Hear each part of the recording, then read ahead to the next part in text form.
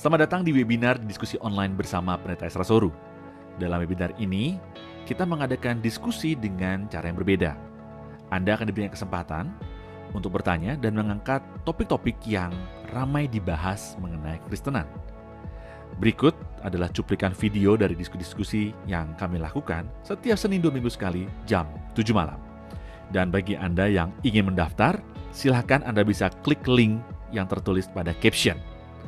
Jangan lupa untuk klik dan subscribe YouTube channel Pijar TV.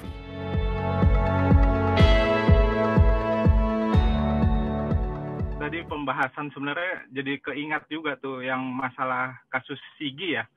Saya pernah juga tuh ke suatu daerah. Mereka tuh nggak bisa mengadakan kebaktian atau ibadah lah di rumah, bahkan bangun gereja pun nggak boleh. Nah itu kan tadi Bapak bilang kan kita boleh berdoa secara pribadi di rumah, di kamar private ya tadi Bapak bilang ya. Intinya maksud saya bagaimana kalau kita dihadapkan dalam kasus-kasus seperti itu Pak?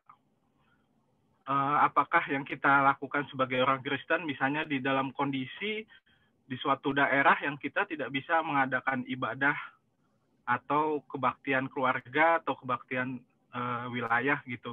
Bagaimana Pak? Ya sebenarnya kan gereja itu kan bukan gedungnya. Ya, bukan gedungnya, tapi gereja itu sebenarnya orangnya. Yang ada bangunannya itu namanya gedung gereja, tapi bukan gereja. Dan kebiasaan untuk berbakti di sebuah tempat yang umum itu kan juga baru muncul di kemudian hari. Kalau kita lihat di dalam sejarah Alkitab, maka biasanya ada kebaktian jemaat salam kepada jemaat di rumahmu. Itu kan kalimat-kalimat itu begitu berulang. Jadi itu bukan satu tempat umum, namanya ada orang yang punya rumah, disediakan mereka berbakti. Juga kalau kita melihat di dalam sejarah ketika Romawi menindas kekristenan, mereka tidak mempunyai tempat apa-apa untuk kebaktian. Mereka biasanya justru kebaktian bersama ya, mereka bersembunyi, hanya beberapa orang di bawah penjara, di bawah tanah itu untuk berbakti.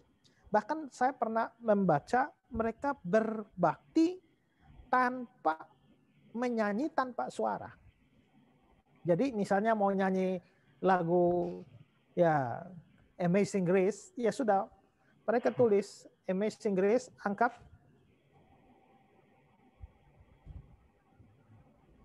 Semua nyanyi dalam hati.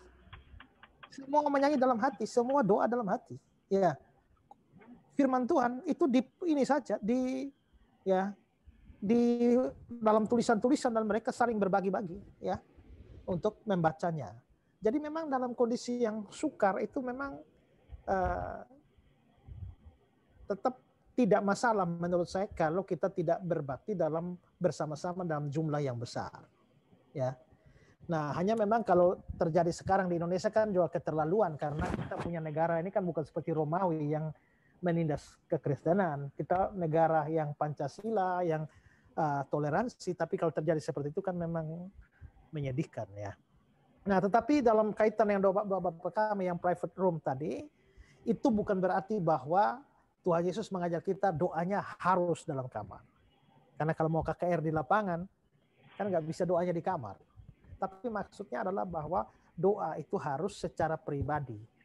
Kita dengan Tuhan, jangan itu dalam konteks kan mereka berdoa sukanya doa di muka umum, di pasar-pasar, di tempat-tempat umum, ngomongnya pada Tuhan, tapi mengharapkan suatu respon yang sifatnya horizontal dari orang-orang.